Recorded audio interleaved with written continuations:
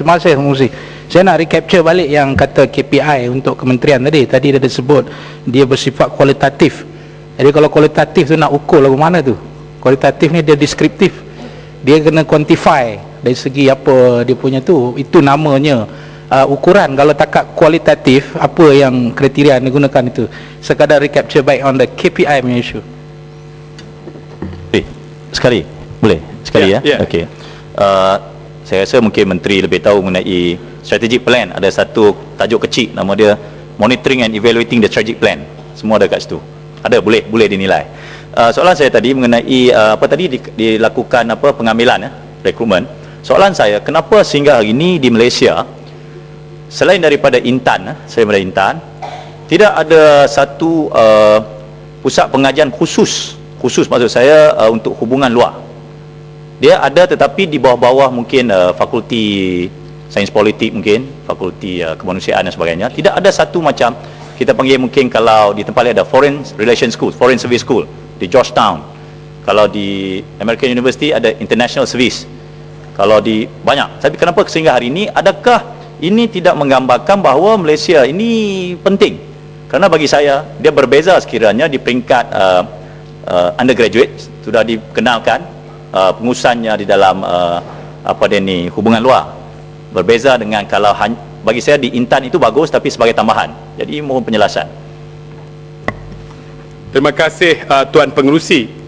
Sebenarnya menyentuh tentang KPI dan KRA, seperti mana saya bagi tahu tadi, iaitu tidak boleh diukur dari segi kuantiti tetapi dari segi kualitatifnya, ialah mengenai apabila seseorang menteri atau timbalan menteri, adakah ia akan diukur dari segi bilangan negara yang dilawatinya ataupun negara hubungan yang telah diadakan oleh menteri ataupun timbalan menteri dan sebagainya. Adalah sukar untuk diukur, itulah yang dimaksudkan. Tetapi dari segi kualitatif, dari segi prestasinya, dari segi pencapaian dalam sebagai bila perform sebagai timbalan menteri ataupun menteri, dengan izin Tuan Pengerusi. Jadi itulah yang dimaksudkan dari segi kualitatifnya tadi. Menyentuh tentang soalan dari yang berhormat tadi, iaitu mengenai apakah Malaysia tidak mempunyai pusat latihan dan sebagainya selain daripada Intan. Sebenarnya tidak, ya.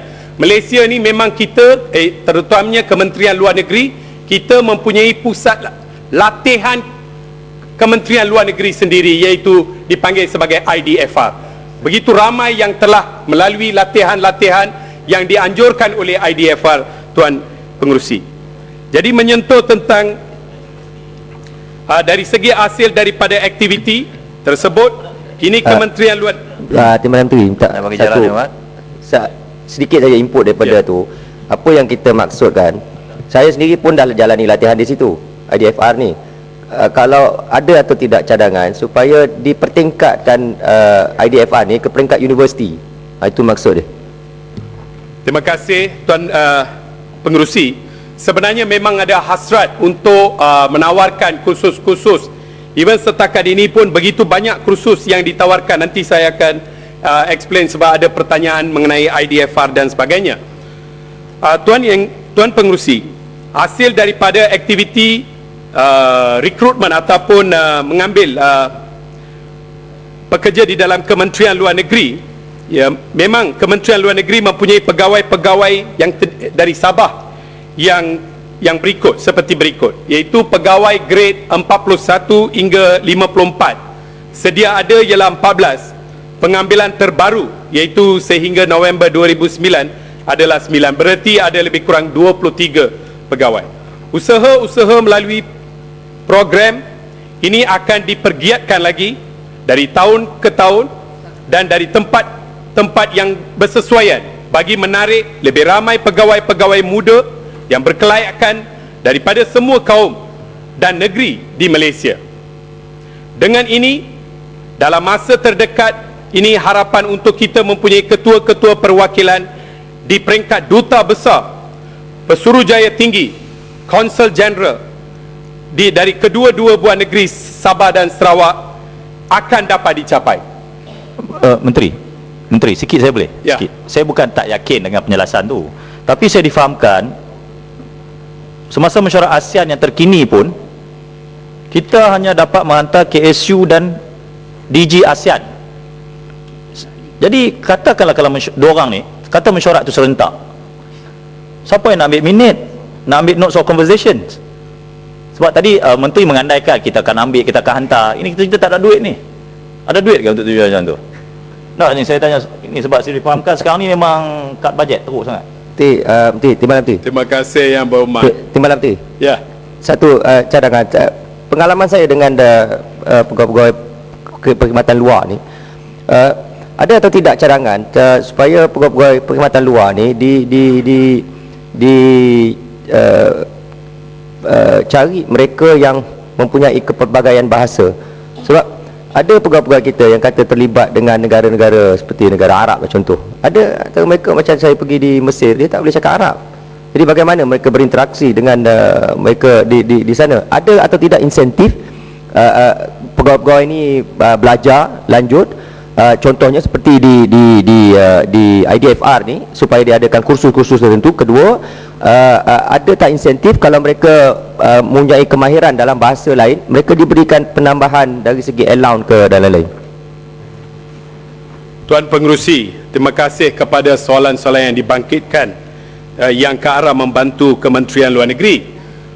Sebenarnya IDFR memang menganjurkan beberapa kursus-kursus, antaranya ialah bahasa asing, ya.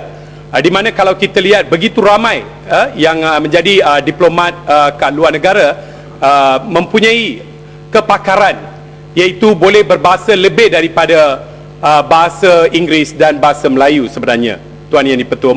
Mungkin ada satu dua kes yang tidak memahami ataupun tidak begitu fasih dalam bahasa Inggeris, tetapi secara keseluruhan hasil daripada pemerhatian kami didapati memang begitu ramai pegawai-pegawai hari ini fasih dalam bahasa-bahasa lain seperti Spanish, Portugis dan sebagainya. Jadi memang saya akan mengambil apa yang dikatakan oleh Yang Berhormat tadi untuk pastikan semua pegawai-pegawai pada masa depan supaya mereka fasih dalam bahasa lebih daripada bahasa Inggeris dan bahasa Melayu. Di samping itu memang kita memberi satu imbuhan kepada pegawai-pegawai kita yang mempunyai kepakaran dalam bahasa selain daripada bahasa Malaysia dan bahasa Inggeris. Tuan Yang di-Pertua,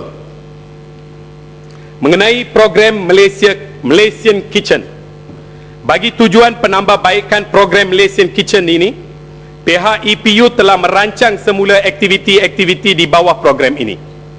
Dalam hal ini, peruntukan program ini telah diperuntukkan kepada sebelum ini, ia telah ditarik balik.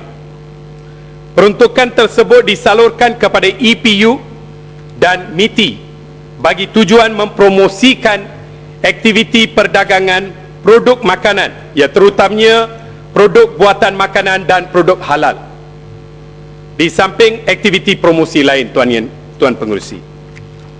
Menyentuh tentang perkara seterusnya, iaitu berkenaan sokongan kepada Global Peace Foundation dan KL Foundation of Criminalized War, KLCFW, Kementerian Luar Negeri berganding bahu dengan Global Peace Foundation dan KLFCW untuk menganjurkan pameran dan forum yang diadakan di London pada 30 Mac 2009. Kementerian Luar Negeri ini juga menyokong usaha KLFCW mengadakan forum dan pameran di PWTC pada akhir bulan Oktober 2009. Kementerian Luar Negeri membiayai roadshow di London dan menyumbang kepada pembiayaan forum dan pameran di PWTC ini, Tuan Yang di-Pertua.